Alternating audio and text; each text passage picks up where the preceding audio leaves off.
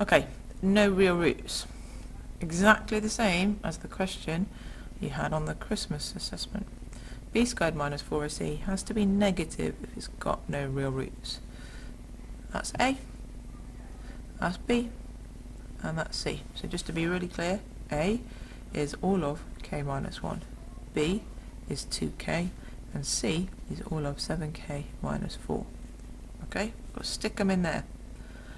Right, B squared then.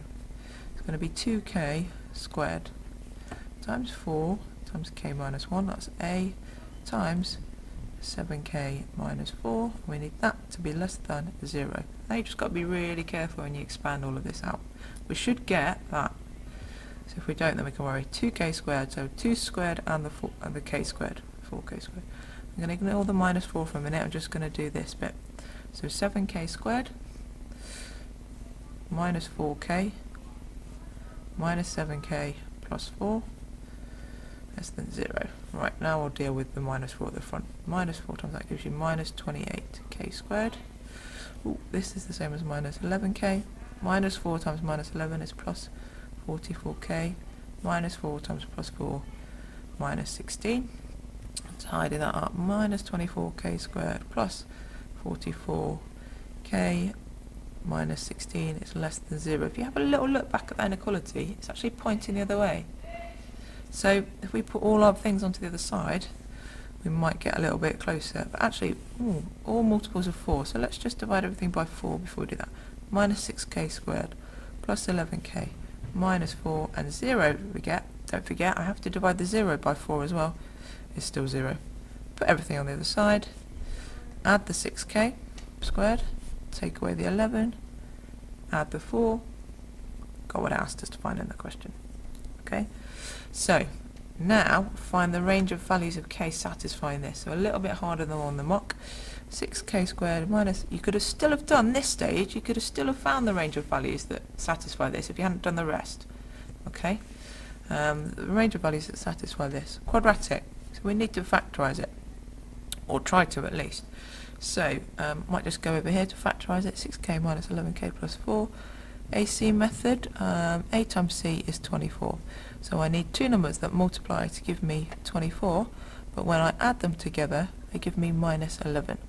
So 8 and 3 would give me 24. They'd also make 11, but I need them to all be negative, because two negatives multiplied to give me a positive.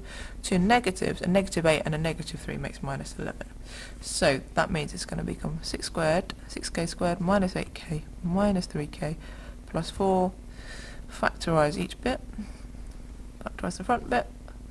Factorise the back bit. You can only take minus 1 out, but that means these two become the same.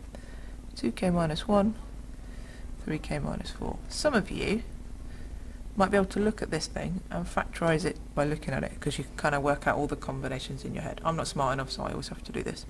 Right, work out the critical values. So 2k minus 1 equals 0, 2k equals 1, k equals a half, so that's a point of interest.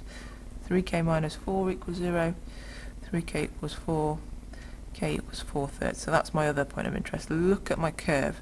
It goes through a half, goes through 4/3, check, 4/3 is definitely bigger than a half.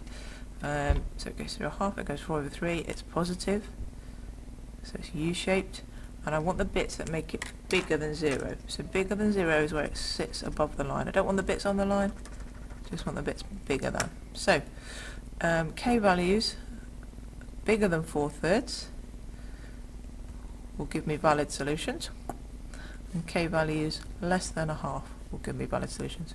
Two separate colouring in bits means I have two separate inequalities.